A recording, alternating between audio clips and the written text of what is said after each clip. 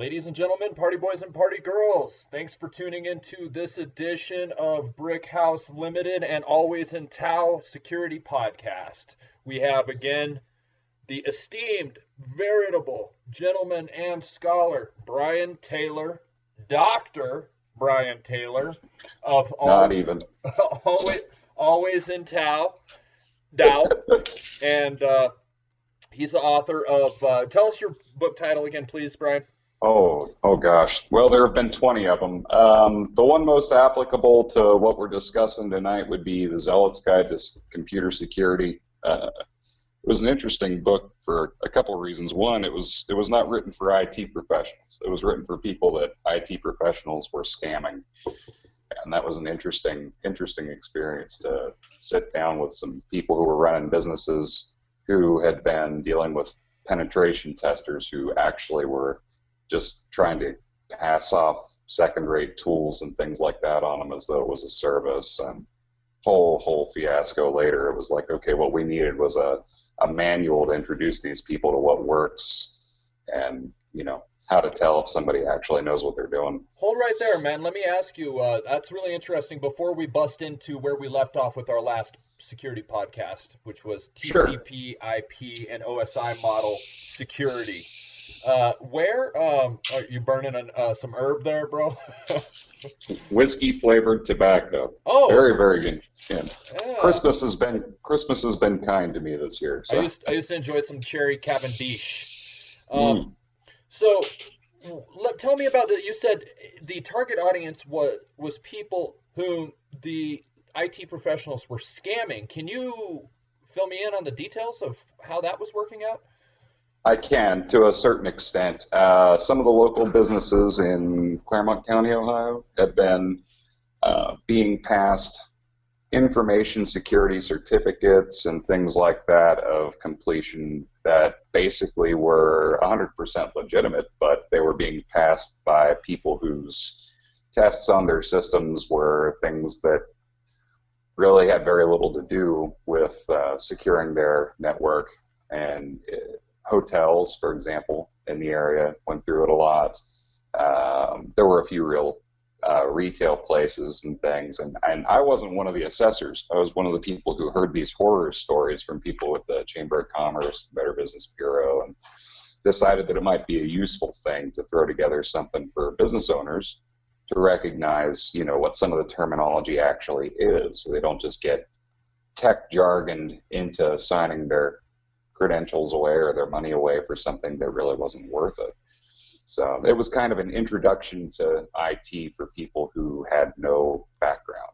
You said certificates, so there was a certificate authority had been hacked, or somebody was No. Somebody created a bogus certificate authority. How'd that work? Well, it's more like they were creating a standard for these businesses to sign off and say, yes, we've come up to this specific standard of care.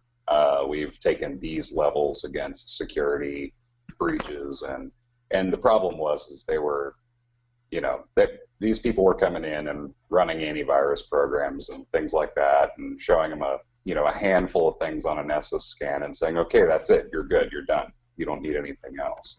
Oh, And yes. that's not a due care package or anything like it. So. Shoot, I even know how to run a Nessus scan. Shoot. Right. Yeah, and it's one thing for a company that, knows what they're doing and actually looks for the weaknesses. These guys were just running software and telling everybody that they had done a couple $1,000s worth of work. So it just doesn't work that way. Yeah, it's one thing to provide a service and charge what it's worth. It's another thing to just, gosh, that's like, hey, we're not Nike over here. No. And I agree. And telling a business, okay, that's it, you're done, you're bulletproof, they're never going to be able to hack you now, is like the most irresponsible thing that you could possibly do. Yeah, I don't know if it was wise of me or not, but I put that up front in my mission statement, that we know that there is no such thing as perfect security. But exactly. We are still offering, Briq Haus Ltd. And our team is still offering a perfect security suite, in as much that we will listen to our clients' specific needs and custom fit them a security profile based on what they're telling us, and we'll find out the pricing for it. It's therefore perfect in the sense that it's custom fit, but it's not perfect in as much that it is invulnerable. That's just no. that's crazy talk. Well, the nice thing about the service that Briq Haus was offering, and one of the things that attracted me to it, was the level of education that goes hand in hand with what we're actually showing people. I mean, knowing what's wrong with the system is one thing. Knowing why that needs to be patched or this needs to be patched, I mean, that comes a lot closer to what people actually need in the real world. I mean, some of these businesses that we're talking about this stuff, I actually, as a favor to one or two of them, showed up, and I mean, they still have like open Wi-Fi networks at these hotels. Oh, so, yeah. Oh, yeah. You know, sign in was basically the hotel name, and nobody noticed. Nobody corrected that, and that's one of those things. You can't sign off and say, okay, you guys are bulletproof, you know, unless somebody actually just logs on. Well, I'm not going to lie, and I don't want to flex muscles that I don't have. I began studying Network Plus, but then I realized I wanted to do more Security Plus, and then I realized I was not going to take any one of those courses too seriously, and I was just going to literally go into the field and start breaking stuff. And and we started into this conversation before, but this is a great segue, and this is why I like to have Brian from Always in Tao. He's a security guru. He's actually a computer scientist from the days of yore. He really is an expert in the things that I don't understand. And it's all self-taught. It's all self-taught. Not a single college credit. It's all online certificates. But I mean, I've got stacks of Unix Bibles. It's a constantly ongoing process. And that's a lot. That's even harder, I think, than pursuing it in academia. And it's just, he and I mesh well, and we're business partners, and we're security enthusiasts, and we are kind of like entrepreneurial computer scientists in as much that we are trying to come up with the next solution for security. That's it. And for issues like that. So, if you are a client or if you are new to the field, or if you want to talk about ideas, this is Brian Taylor. My name is Robert Brooks Authement. He's the CEO of alwaysintow.com. I'm CEO of briq.haus. That's Briq Haus Ltd, Security and Intelligence. And we're going to do the next big thing. So jump in on this. If you want to contribute, we have the means by which you can contract with us, either of us or both of us, and we will get your problem handled and come up with the next big thing together. So we're going to discuss today OSI mile TCP IP security flaws, and I was just at the Marriott Hotel where I actually recorded a commercial for Briq Haus Ltd, kind of off the cuff. It was a quiet day in the lobby, so I was able to do that. And they don't even have a sign-in. They literally just have an open Wi-Fi, and it goes to a splash page that says connect. Click agree to continue. Yeah. Yeah. That's that's an interesting situation, because it really depends on what a person's using on their machine in the first place as to what kind of credentials are going to be left behind. Signing in normally would entail leaving a cookie of some kind. It would usually detail the model of the machine, the user's IP, and things like that. But that's a huge presumption that somebody is not going to take the initiative to try to spoof that machine. I mean, if somebody knows that that's what they're going to attack, 10 minutes later, showing up with something that can just randomize its IP and all that on the fly would get around that pretty easily. So, and I'm curious. I'm curious about, I've been to several places where there is absolutely no security preventing a ARP scan, which can lead unto discovery of hosts utilizing the network. Yeah. So in other words, in simple terms, you connect to the network, you're out there, and then I come in with my little $30 Huawei, which is rooted with some really neat tools on there. I didn't make the tools, I just pushed the button, but I can find you, and I can get in between you and the router and start mitigating your traffic, or I can intercept it, I can alter it, augment it, I can capture packets, I can do all kinds of really nasty tricks. And though I've also been to places, for example, Starbucks, which did host a white hat bug bounty program, which I must show them applause for doing that, Yes. because they implemented client-side isolation, which prevents, thus far, my attempts at a man-in-the-middle attack at their public Wi-Fi. It's an interesting thing. They've done something beautiful there, but that's mostly a cover your butt strategy. There are people who go to public cafes, even down the street from where I live here, who will run like Pineapple Wi-Fi as Oh a yeah, service, and yeah. and making it look like a Starbucks one is Oh, you're not talking about the evil difficult. twin. Yes, The yeah, evil twin. and Yeah. yeah, getting somebody to log on to your gateway right there in the parking lot is actually not complicated at all. There are like 25 or 30 videos on how to. And the first time I ever saw somebody try to demonstrate that for a proof of concept was all the way back in, I think, 2004. He was on his way to show off the same kind of technology at a tech convention in Vegas. He said they laughed him out of there. And it's funny because, time doesn't change us that much, but it's like now that's such a common technique, such a common tactic. And there's No, really still... it is, although it is a often repeated and well documented type of attack. Trust me, we're getting away with it, and it's just that's the wild wild west for you. That's like saying, oh, if you go out on that ridge, there's bandits, but they still got to go out on that ridge to get water from the well. So it's what are we gonna do about this? It's like it's out there. It's prolific information. Guys like you and me are not just reading it and talking about it. We're podcasting about it. We're on a phone call using video, and we're putting it out there right now. I'm busy sharing this to everybody's timeline and group. And who cares? What is it? Yeah. What's it mean? What's going on, Brian? How are we gonna fix this, man? That's a good question, and that's why we need to. I think when we do these podcasts, at least when you have me on, feel free to make it as engaging for them as possible. Ask their questions. If we have the opportunity to plug people into this to where they can ask, I mean, between you and me, we can come up with something for them. In the example that you just cited. Is there software that could detect that somebody's running Pineapple Wi-Fi? No, why not? Why is it so hard to spot? And the easy answer is because it's doing the same thing as a router. The hard answer is... Let me get an OSI model infographic up here, and we can talk about what a radio attack really is, what's really going on there. Let's get into some of the technical details here. And sorry to interrupt you, but I realize this is a great opportunity to do that specifically. Oh, here's our favorite one. Okay, so this is an image, Brian, that's got, let me go ahead and copy this image and shoot it over to you. Sure.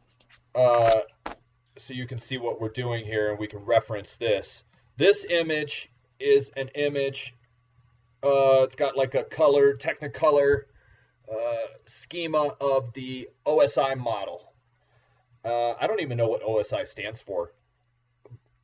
It's okay. You got that? I heard you ding. So yeah. So the acronym to help you remember OSI model is please do not throw sausage pizza away, and I don't like that very much. Please do not throw smart people away. Okay, please do not throw smart people away. And there's two P's, so it's kind of confusing. Well, the first is the physical layer, and that looks like we got binary there. So that's actually the media signal and binary transmission. It says MAC address, your router MAC. Okay, that's your physical layer of the OSI model. This is how network operates and how computers talk to each other. It seems simple. OSI, but it's not. There's so much going on there. Yeah, it's just a lot going on there. And even though I've studied it for a couple of years, I always need to get refreshed on this stuff personally. It is worth pointing out that the OSI model that you're referring to is Open Systems Interconnection, but there's also OSI for people who might mistake it for the Open Source Initiative. But, thank you. The one we're talking about is Open Systems Interconnection. But yeah, they start reusing acronyms, and that does complicate it for all of us. So I was wrong when I said MAC address. The MAC address is actually the data link layer. So that is going Yeah, into the physical layer. That is yeah, that's layer 2. the That's layer 2 in the TCP stack. so a MAC spoofing in our case when we're talking about a radio hacking, that's happening on layer 2. That's a layer 2 attack. Yes. Is that Yeah. correct? Anything, yes, correct. Anything that happens below level 0 can't be detected with like an antivirus. And so last time I was on, we talked briefly about a program called Sand Sifter, which looks for things like microcode exploits and things like that. Yeah. Those all happen below level 0. And What's the level levels that we're 0? talking about there is level 0 is essentially the entrance to user land, if you want to think of it that way. Wow. It's literally just where the shell meets the abstraction and the Dude. kernel, and anything that happens below that is being caused to happen by a program. It's not something you typically would We need to get more into that, but that's getting a little esoteric right there. Let's shelve that for a minute. Let's stick to the stack. We'll stick to the 7 layers of the stack. Okay, and I have the benefit here of the model in front of me, actually. Well, take it away, man. You got number 3 then, okay? Sure. Well, let's start with level 1 is the physical or the network access interface level. The protocols at that level are cables and types of transmission like Cat45, FTDI, coax, RJ11, all the stuff you would expect at the Ethernet cable level. Layer 2 is the data link layer, which is basically your network access or interface layer. That's also Ethernet related. Layer 3 is where we start moving towards your IP address. That's network, internetwork. This is all basically ripped right off of Cisco, so whoever wrote this did a great job.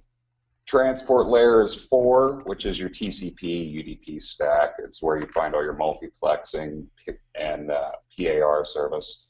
Level 5 is sessions and application. So if you have something that uses VoIP, for example, and it's not using UDP, you're bordering on or entering into session level for the stack. Then you've got presentation as level 6, and level 7 is just considered application only. Now, how that really works, it could be a little bit misleading. Between presentation and application layers, you have call-outs like when you're using,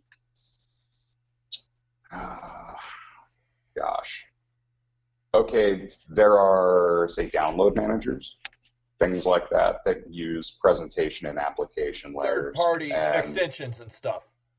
There you go. Yeah, exactly. And there's a whole lot that happens in layers 5, 6, and 7, so much so that that would be an entirely separate topic for us from levels 2 through 4, which are really the levels that most people are discussing when they're talking the OSI model. So, okay, so we're going to segue into security now. There's attacks. Absolutely. And defenses, obviously, for each layer. And let's give some examples of attacks, and then we'll try to come up with their counterparts, right? So we'll red team, blue team this a little bit because we work on purple team, and we understand both sides because we're not black hat or white hat hackers. We're the apex predator that understands both sides of that entire spectrum because we got to run those games on a bigger scale. Okay, so that's what me and Brian do. So we're gonna do this live. We're doing security research live for you to see how we sharpen our talents and how you can actually be, like us and understand what we understand, so you can get in a position that we're in to kick some hacker ass. We could start with level 3 with IP spoofing attacks, which, So this would be like you would have it looks like there's the routers and the extenders there. So this would be your Wi-Fi pineapple in there, am I correct? That's right down between levels 1 and 2. Faking a physical device should be one of the easiest things for a computer to be able to spot. It's a shame that it doesn't. So it's an attack that takes place between layers 1 and 2, but it's ending its attack in layer 3. And 3 and 3 and 4. Yeah, like as soon as you've connected to it and you do anything with it, then you're in 4 and 5, possibly even 6 and 7. So it's crazy. It's crazy because what we consider good bandwidth versus bad bandwidth should probably be where somebody writes the software to discover if they're connecting to a spoof network. You know, something that evaluates and recognizes. I mean, we already know that a Wi-Fi signal reader can determine who's putting out the most bandwidth. If and let me just take a minute to say hello to our watchers right now. It looks like we have 6 or 7 live watchers. If you guys have any questions, please post questions in the comments, and Brian and I will try to address it. We want to kind of stay in topic with OSI, TCP IP model, but it's cool. We have people watching, so what's up? I see you, you see me. We're a happy family. If you hear us make mistakes, correct them. Bro, we don't make mistakes. People have the right info. Homie, we don't make mistakes here. All right, we the experts. Okay, they watching us, not the other way around. That's fair. That's fair. All right.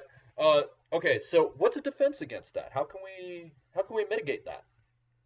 I think it's going to have to start with somebody deciding to use some aspect of the security protocol that exists to read how much bandwidth is available. Because so that's a laptop monitoring. Running it, yeah, it is. It's going to be a version of packet sniffing that enables it. So we have to take a piece of the puzzle from something like an XSplit reading, you know, the layer that we normally would use to watch. NetDiscover on Linux command line. NetDiscover, that tool. Possibly, or something like it, something like Netcat or EtherApe, or something that can determine how much bandwidth is being used by the device you're trying to connect to, and determine if that's an adequate thing to be a commercial router, and show you if it doesn't think it is. Let me translate this to our users. So this is actually basically a visual process. This is not really that complicated. What you're doing is you're opening the tool, like I said. I thought NetDiscover opens up it's cool. Try it in your Kali or your your Ubuntu. Try it in your window. Use apt tac get install NetDiscover, and it will change your command line interface into a little screen and show you the devices that are on there. Yes, absolutely. You can of course use ARP tac scan tac L for your local host to see who's also accessing your local host. And this will allow you to see the devices. Now, it's kind of difficult because it doesn't always do a name resolution. So that's where EtherApe is handy. EtherApe will actually give you a topographical representation of the devices themselves by IP and by name, which is very, very handy. And you can get that on Linux with sudo apt-get or in any of the software centers, including Red Hat. Amen. Very handy, very useful. Well, okay, so let's get into some more attacks here. So there's a potential defense, monitoring your network, monitoring your enterprise level network using those tools. So what's going on here at the transport layer? That seems like it's right in the middle. It's a little it's kind of a little bit of a gray area. What's happening? That's where multiplexing meets shell commands. If you look at let's say you have a Samba share that you want to send to somebody or make available to somebody who is past your network layer. Like, let's say you're sitting at Starbucks on a secure network, and I'm trying to share with you a picture of a llama, and I want you to connect to my Samba to get it. The shell commands that you would use to do that are accessing the TCP UDP layers, and basically that's to create kind of an open version of a tunnel, like an IPv6 tunnel, but it's the old school version. I mean, there's newer versions and there's older versions, but they're all right there in the transport layer. The attacks that happen on this layer are usually packet level attacks, where you start sending packets through that either change little things on the other side. This is sophisticated. This isn't script kiddie stuff at this layer. It could be. It depends on how they arrange their attacks. If a person's trying to, let's say, just turn off your antivirus, and they have the exact payload that they want to send for that, they can send it in packets that can effectively do what they're trying to do, and this is the layer they would do it at. What about, this is typically where firewalls are your only line of defense, or intrusion detection systems. is this where packet Snort. injection? Is this where packet injection is targeting? Pretty much, yeah, exactly. And how can we defend against packet injection? Because I know that there's a Wi-Fi dongle that I've been shopping for that is used by a colleague virtual machine to specifically circumvent that client-side isolation, get around that, do packet injection, and determine the host on an otherwise secret ARP table. Some people use packet authentication. Some people use basically reject-only based systems, so that if it's not something that they anticipated, it just doesn't get in. Where do we do that? Where do we configure that, really? Typically the firewall, and it depends on what kind of firewall you have as to how effective it'll be. But yeah, it's a firewall level thing. But if you're trying to allow packets in, there are things you can do. You can use a system like Suricata, Samhain's, Snort.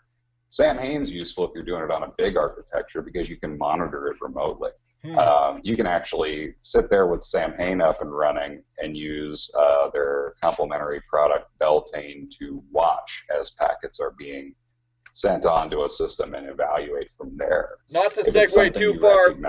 But hey, they've got the names of their products are pagan holidays, and yes. We've been developing this cyber spiritual security where we're talking about how to secure the transmissions between end users and advanced swarm and/or artificial intelligences.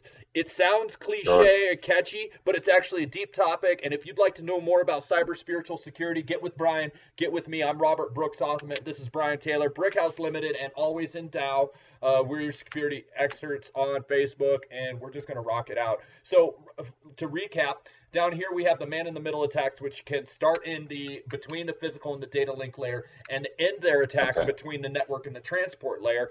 And we defend against those by using a network monitoring, just being an active participant in our traffic and keeping an eye on it. Instead of just using the internet, we watch the internet. Right. And then also up here between 3 and 4 and on the transport layer, there's packet injection. And the way we protect against that is by implementing firewalls. And firewalls are one of those redundant things. You can have a firewall on your browser, on your operating system, and you can have I know I have a firewall on my router. Then you can have physical firewalls that are actually small computers that are put in certain stages of your enterprise network to filter stuff. Firewalls are not cheap, and they're not really, they're complicated. A firewall is not something that an amateur usually uses. They either turn it on or off. And it's like one of these things where we need to turn the firewall off so that we can play this Steam game, But in the bigger picture, a firewall is very important because a firewall can be part of network isolation and other methods by which to protect sensitive core elements of our enterprise security infrastructure. And how some pros do it, and one of the ways that I've suggested in the past is actually using physical isolation, not just air gapping with software. You can actually, if you have sensitive data on an enterprise level system or even just a mom and pop operation, if you've got everybody's credit card numbers on a machine, don't leave it connected to the machines that are connected to the internet. Yeah, that's 90% of the risk mitigated right there. And if that didn't occur to you, you probably need a security expert to help you somewhere along the way. If it didn't occur to you to physically unplug the connection between all of the sensitive user data and the machine that's connected to the internet, you definitely need a consultation. Brian, do you know any security experts we could call in case there was, something I wanted to protect my money or my business? The people that we've been talking to basically regularly through our Briq Haus connections. I think Briq Haus would be a great place to start. I think that because we have enough people that aren't just in the think tank, we have enough people that are playing around with this stuff in the wild that we can actually look and see. I mean, we could handle some relatively specialized issues that most people aren't even going to be looking for, truthfully. I think that would be a good place to start. the lay of the land is really just kind of configuration and street smarts and learning some of the stuff that we're talking about, like getting to that level of competency and awareness. No, you don't have to become a security expert, but you need to be more security minded. And Yeah. Brian, Yeah, and you need to know if there's a guy if the guy sitting in your parking lot is getting at your data, he's not sitting there because he's lonely. He's sitting there on your network. now I would never recommend that any of our affiliates or associates ever try to hack the federal government. But when I did it, No. I discovered that CIA has their websites hosted on the Akamai infrastructure, which actually randomly changes the IP address. So anytime you try to do something, it just turns into a ghost and changes and goes somewhere else. And that's really fantastic because that's like a virtual take on physical isolation that's happening at, I guess, the presentation layer. Would that be accurate? Mm-hmm. The presentation layer, where the IP address showing Yeah. up. The presentation layer is probably yes, but where the IP shows up is layer 3 is the network layer, and yes, you can actually treat it like a ladder because whatever layer you're touching touches all these other layers. So it's only divided out like that in the model so that people understand which protocols are at which layer. But technically, the data packets are passing through and touching each and every single one of these layers on their way to from the source to the user. Yeah. Basically, putting the physical layer on this list is mostly for the logical reason of, yes, somebody could, just spoof what you're connected to, change your ISP completely, and you might not know. But beyond that, physical isn't really one of the layers that gets discussed in security as much. The data link layer, the network layer, the transport layer, and the session layer are they're the four big ones as far as the layers that are being attacked and spoofed and this and that. So we laughed a lot at no, you're great, man. Excellent. We really have strong rapport for this one. Also, thank you to our viewers. There's about 9 of them out there watching us right now, Brian. So it's really great to be connected to you, and I do appreciate your sticking with us and hearing what we have to say about security because it's really important. 2018, I'm hashtagging it as the year of the machines because not only do we have hackers, not only do we have artificial intelligence, but now we have artificial intelligence hackers, and that shit is pure evil if you ask me. Yeah, that's fair. I would say we still have to quantify for a lot of people the difference between running a script loaded up with exploits and using something that can intelligently attack targets. So because a lot of people aren't going to know. One example from 2009, which just to illustrate the way things move and how much they've progressed. This is 2009. We're talking about 9 years ago, you guys, when the first proof of concept came around, like 2011, in the public, rather than behind classified, deep state. We're talking about like NSA, shadow brokers, and all them cats, the Russian hacktivists and stuff. This stuff came out in the wild in 2011, and the People's Republic of China had developed and deployed a ghost net. It's called GhostNet, and GhostNet is an artificial intelligence utilizing virtual IP addresses that will open up at random, launch massive distributed denial of service attacks, generally targeting American food manufacturing infrastructure and other infrastructure for manufacturing, generally factories and places like that. Boom! It's like missile silos appearing out of nowhere, cloaked, coming out of cloaking, firing a barrage, and then when you go to probe them, boop, they disappear. They are still out there doing this, and I found this out the hard way because me and my little team of baby hackers on Facebook, we're doing watching the Norse map, which is really cool. I'll open that up in a minute so you guys can see. And we were watching the Norse map, and we were following these IP addresses that were sending these massive DDoSs from the People's Republic of China into the heart of America. It's called a GhostNet, and it is utilizing artificial intelligence, the scripts that open virtual machines, use them to launch the attack, close virtual machines. Take it away, Brian. Yeah. Well, there are 3 or 4 things there that you touched on, and I would go at this with a chisel and a hammer first. My most botnets are something that security experts are either thoroughly aware of, and they're riding the train of, we need to do something about botnets. Some people have come up with pretty good strategies. You know, capture and keep is a good strategy for botnets. Blocking denial of service is more of a user end nuisance. They don't want to hear about botnets until they're being swarmed with attacks. For them, good, competent CDN is always a good way to prevent it, especially if you have control over your name servers. If you're running a website, and I am, and I know Robert is, and you come under that sort of level of attack, you really want a content delivery network. A group like Cloudflare is exceptional for that. They can handle high volume attacks all day, every day. They do. It really helps mitigate the threat of a botnet, but now a botnet attack on an infrastructure isn't the same thing. Running a myriad of exploits against a target is a little different than a denial of service attack, and it's a lot more frightening proposition, and some people whisper about when they're happening, how they're happening. For the most part, we don't have a lot of the data to look at yet, but in the case of something that's being done automated and remotely, that's a really interesting situation, because then you have to figure out where the commands are being issued from and shut down that node, and that's a lot harder than it sounds, especially if it can continually spoof itself.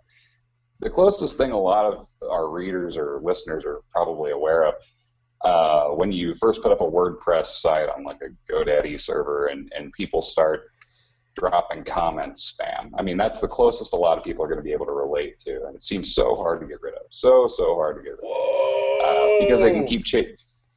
Sorry, I just saw a huge attack from Central Europe into the Sinai Peninsula here. That was incredible. You're on the Norse map. Yeah. Yeah. There's other maps like that too. Yeah. Yeah. So look, let's talk about what we were planning with the Google Cloud and our capture the flag, Brian. Sure. Because we wanted to use the remotely hosted and the AI that Google Cloud Platform provides to do a different take on red teaming and blue teaming. It should be an interesting project. A couple little things for the people who are listening who are aware of it. There is a such thing as multi-seat Linux. It dates way back to when computers were all mainframes, so that you could share one system with multiple users. You could run multiple sessions, multiple environments on a Linux system or a Unix system. And so our goal here is to try and redo that on a virtual machine while it's sitting in a cloud. And I think that's going to be interesting for rather a few reasons. I think it's going to show us exactly what the limitations are on a virtual machine's architecture and on its infrastructure. I think it's going to show us exactly how many commands can be filtered through one or two active connections, which I can't imagine Google is going to offer us any more than that as far as active live connections per machine. But if they do, and we can clone it out to about 500 of them, you've got a proof of concept for about 12 or 13 things. We might accidentally get like a Nobel Prize or something. So Brian is really taking that to a kind of a deep level. But let me just simplify it for my level of intellect and below or whatever. Okay, because I cannot understand what you're talking about, Brian. And I think it sounds cool. Okay. Let's get the Nobel Peace Prize. Fuck yeah. But what I... All right, let's put it in the simplest terms. Simplest terms I can put it that we can say, remember multiplayer games in an arcade? Yeah. Okay, how many players per game? Well, all I know is how many was the most? You got to pay to play, but Google's offering a nice trial period for 1 year. Right, but in the arcade, what was the most number of players you ever saw on one machine? 4. 4, okay. There are instances of Linux machines hosting 6. as many as 24 people. Oh. And so if you could get 24 people on one machine with their own X sessions, and an X session is just a desktop session, if you get that many people on one virtual machine, that would really be something. But if you could get that many on 10 of them, I know I need to grab some in a second here too. If you get that many on a virtual machine, or even half that number on a virtual machine, and can have persistence and enough connections, well, you've really got a re-implementation, a reimagining of what could be done with cloud operating systems. So, okay, Always in Tao and Briq Haus Ltd are going to sponsor a Capture the Flag event utilizing Google Cloud Platform. We are going to host Kali Linux Red Team attack platforms in the cloud. We are also going to design a virtualized but on a home machine, not in the cloud, okay? It's going to be actual connected to it's going to be one of our, I have a server, Brian's got stuff. We'll figure it out how to do that. I would love to build the machine you guys will be attacking, because I have a feeling that would be the sexiest thing I could contribute on the program. It's not really about me versus Brian, because that's just not even feasible. No. But I'm going to be red leader and build the attack platforms, and Brian's going to be blue leader and build the enterprise level infrastructure. And just imagine it like F Society versus E-Core. We're going to run a raid on the blue team, and we're just going to hit them from the cloud, and that's going to be a new thing. It's really cool. We're going to collect a lot of data, and I'm going to invite you and your red teamers and your security professionals to talk to us about this, because we're going to be developing it over 2018, and really would like to invite you into that. It's going to be a lot of fun. It is. It absolutely is. Even as we talk about it, it occurs to me if I use a SUSE-based server, I don't even have to allow a sudo command. I mean, we can set this up to be an indefinite. Oh yeah. You can do things. You can do things where you can assemble your own operating system out of Linux. You can set it up to be just utterly different than what people expect. And so that's something we'll have to discuss offline, so that nobody can go back and find any cheats or hints or anything. But it's just going to be a big fuck fest and a hackathon, and we'll try to have it set up hopefully by summer. I mean, it's hard to say, because it's one of the me and Brian, when we start talking, we come up with these like world-changing ideas that are going to take, like, we need research teams and lots of money in laboratories, and we just need to be able to flow the way that we flow, because we're doing this stuff in the theoretical realm. We really like to get our wheels to hit the rubber here, or rubber to hit the road here, so we can take off and do some things. But hey, in the meantime, one of the reasons we work on those little scales too is because you can destroy it right on your table, and nobody cries. What do they say about goals? We make SMART goals, right? That's small, manageable, achievable, repeatable, and timely goals, so that we don't get disappointed. Yes. We're not disappointing anybody else. We're not outstretching ourselves. Let's see. How long have we got into this video here? 42 minutes. 42 minutes. Wow. Yeah, not bad. Doesn't even feel like it. I thought maybe it had been longer, but I've been kind of the coffee's really got me now, Brian. Why don't you take it away? What do we need to talk about here? Let's keep it about security. Let's stay focused. Yeah. And keep going. Okay. I would say probably with the TCP stuff we were talking about, Cisco should probably optimize their training course to account for how different it's going to be as the Internet of Things starts changing the landscape, because at present, to get Cisco certs, you have to memorize an awful lot of extensions and meanings. And that's sort of one of the bars to entry for a lot of the white hats. That seems important. The threat landscape that we're getting ready to discuss was about things that are on the rise, according to McAfee. And I think probably... I'll pull that up. Absolutely. Threat landscape dashboard. We have an interesting assortment in front of us, the top 10 threats that have been brought to our attention by McAfee. And we've got ransomware in 2 or 3 categories here, actually in 3 of them.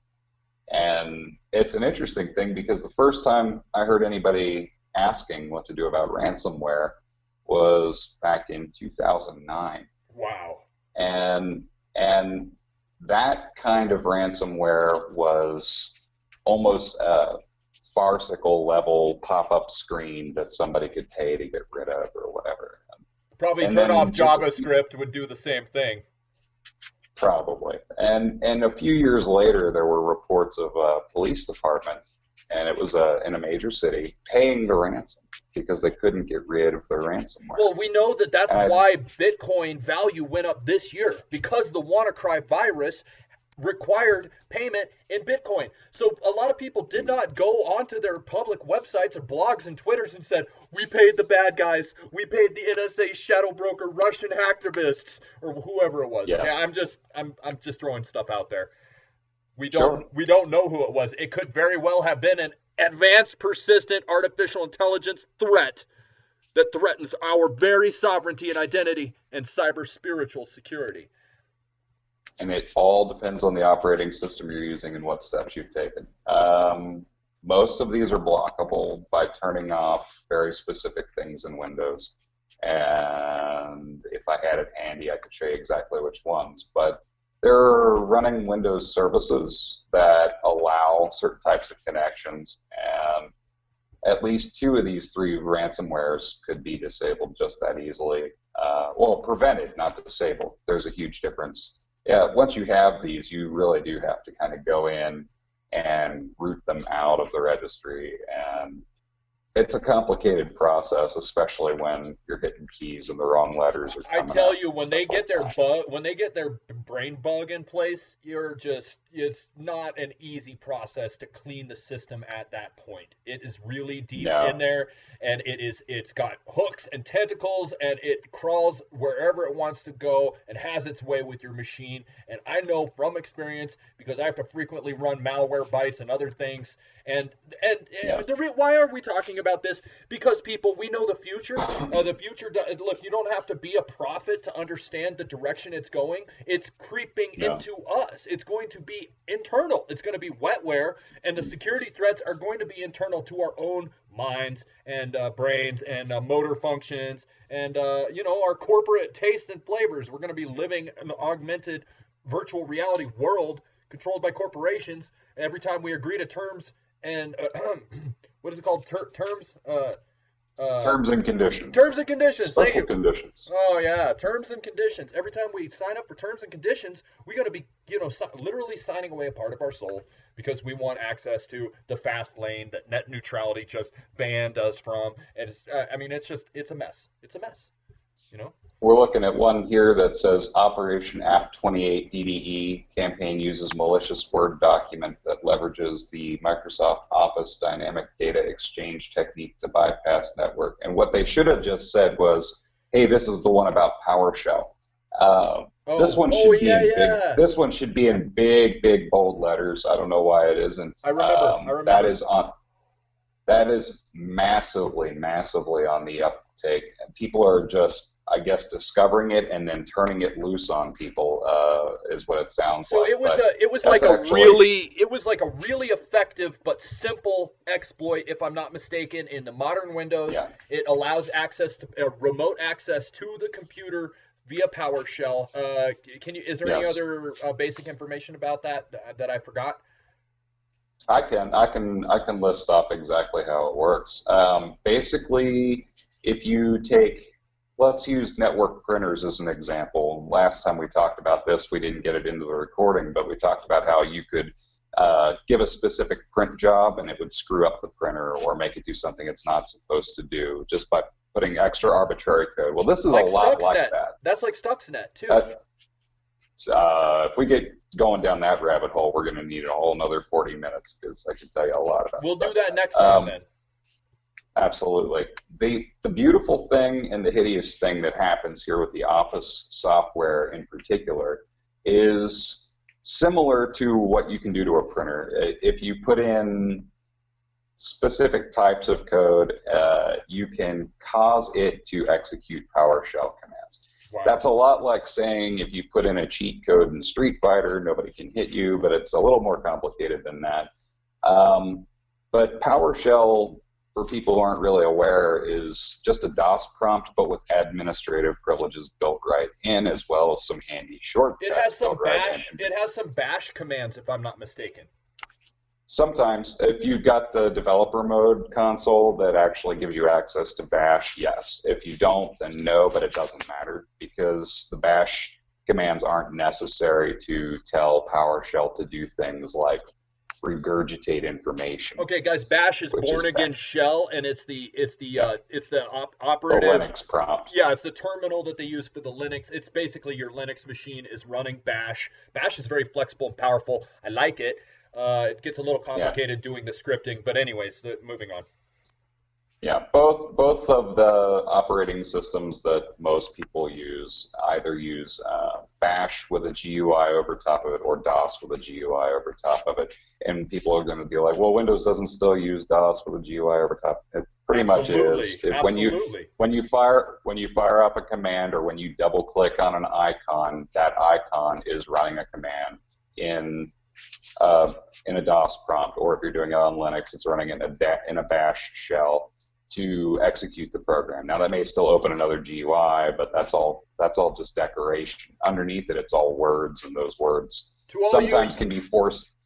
Go ahead. To all you youngins who just got into computers in the 90s and stuff, let me tell you something. We used to have only text only, and when I used to play massive multiplayer online role-playing games, we did not have graphics. One does not simply play a graphical game. Okay, we had multi-user dungeons, MUDs, and those things were programmed using, I want to say, I can't even, probably Java.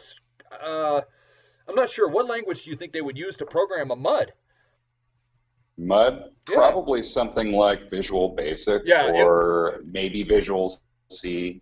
It was literally like, you are in a room, and there is a door to the north, and an orc stands in front of you, and that was how you played the game. You became able to envision these complex maps that did not exist except in a text format. It was, I don't know, it made me smart, made me fast at typing and stuff.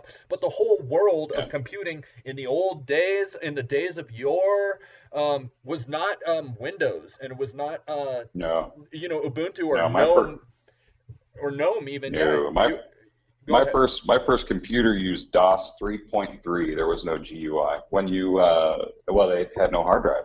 It was floppy disks. When you went to tell a computer to do something, you had to use a system master disk, load the command, then change disks. Wow. So, and that was DOS, and that was, oh gosh, that was a very, very long time ago. But DOS is still commercially available. Well, DOS, yeah. I mean, there's a lot we could do with DOS. Disk operating system. And the thing is that back then we were using Telnet, and Telnet is not secure. Anything that goes over Telnet is actually in clear text, so we have to be really careful and preferably use secure shell, because here on the OSI model, again, our Telnet layer is going on here. I want to say at the transport, between the transport and the session and presentation layer, and anything that's going through Telnet that's being sniffed by a remote user in a man-in-the-middle style or interception attack will be in clear text, including passwords or anything else. So the way to prevent security flaws and features from using Telnet and things in clear text is accessing a secure shell, otherwise known as SSH, and that takes a little bit of getting used to, but that's computing right there. That's how you access your Bash shell remotely. And when we host when Briq Haus Ltd and Always in Tao host our red team, blue team, capture the flag, artificial intelligence, cloud hackathon, we're going to be utilizing secure shell so that our red team can log into their Kali machine that will be hosted on the cloud platform remotely to launch attacks from the cloud. This would simulate an operative in the field who does not have a computer, is under-equipped, may only have access to something like an internet cafe or library, and has to become operational. So we'd like to simulate this, and we're going to be producing and publishing our findings and making everybody more smarter and more better. Yeah, I think we should absolutely start the CTF with a trigger email that basically has, just what information an email typically has, which would be the originating IP if they analyze it, maybe a picture, something like that, and a picture that shows what the actual target file will look like and nothing else. And so basically from there, if they can extrapolate enough data to hit the machine and get everything off it, then they win the CTF. I say we throw a But that's just food for thought. I say we throw a shitload Oh, of flags in there. it can be a shitload of flags, but ultimately they'll still have to be able to get in and on it to get them. That's where the fun, that's going to be the hard part. If they can get a file off the desktop, I'll be surprised, truthfully. I'm really excited, actually. There's so much to do this year. 2018 is going to be a really great year. Hey, I mean, don't get me wrong, there's more to life than just computers, but hacking is cool. It's sexy now, and it's not only just cool and sexy. The estimated damages from cybersecurity and identity theft in monetary terms, the numbers are in, it's between 500 billions. $1 billion as a conservative estimate, and 750 or 800 trillion dollars or $1 billion. That's $750 billion, and that's real. And guys like me and Brian are sitting here and talking about this on Facebook.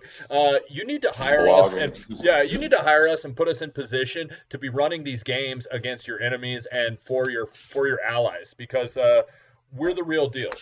And we take it seriously. Yes. And this is what we do. We do this for kicks, literally, but we're also professionals at it. So I'm with Briq Haus Ltd. Security and Intelligence. Let me pop this up on the screen so people can see who we are, what we do, and why we're about it. I do have some, here is our internet email addresses. And I want to thank everybody for tuning in today. Brian, any closing statements? I think next week, man, we'll have to discuss famous cybersecurity attacks, including Stuxnet, what was really going on with a physically implanted virus that attacked the SCADA of the infrastructure there at the nuclear refinement facility in Iran. There were POC codes, and basically it was introduced using a plug-and-play feature that exists in most Windows architecture. It's been spreading ever since. It's just not dangerous anymore unless you happen to run a place that uses those exact same machines, in which case I imagine you don't want Stuxnet. So, yeah. Well, the patches are great, but some of these machines that same little snippet of code can affect the same POCs. We'll go into more detail about Stuxnet next week. However, I just want to say that from my understanding, it was put into place. It was administered. The virus was administered via a USB stick, which meant that there was an insider physically present, and we believe that the attribution is Mossad, the Israeli Mossad people. Now, I can't say that for sure, but that's our assumption. That's our professional assessment and assumption of who was there, who had the spy on the inside, put that into the machine. What was elegant about it was that it actually changed the speed at which the machines spun and did not feed it honest output. So they thought that the machines were still spinning at one speed, but their output said it was spinning at the correct speed. We see a great example of that in the 2015 film Black Hat. I highly recommend that film if you haven't seen it. Some people didn't like it because they're like, Thor is a hacker, but I actually thought it was great because it shows how intelligence, government, military, and criminal elements all blend together in the cyber world and their different motivations and methodologies. Absolutely. And all it was missing was a Nigerian telling somebody how much they would get if they would just send the handling fee via email. That's hilarious. It was good. It was a reasonably realistic premise, and that's what should scare the hell out of people. Because the protections are just people who right now are busy arguing about what cybersecurity even means over on LinkedIn. Maybe we can also talk about that movie and some other movies and the attacks that they used in those movies and their realism and feasibility in a modern security dynamic out there in the wild, the Risk platform, and we can definitely illustrate those things because that's legit. They don't just put those things in movies because they look cool. They put those things in movies because they're legit. People get ideas and can actually go replicate those. The movies are basically showing us proof of concept.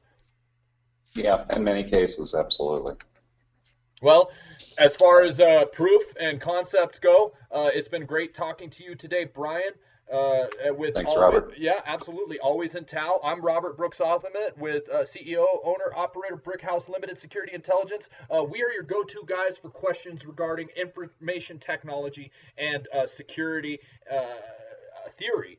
Because we take the theory, we come up with ideas, and then we discuss them, we research them. I like to call it research, development, testing, and implementation. Okay, so those are the four processes. Finally, we have the final stage of the fifth element, cyber spiritual security, which is deployment. Okay, which is the practice, the lifestyle, and the just the destiny. And we're working on that. We're all working together. There's a lot of hands on deck for this project, and I appreciate everybody for watching us today. Tune in next week. Keep it locked right here, people. Thanks, Brian. No problem, Robert. See you next time. Bye bye.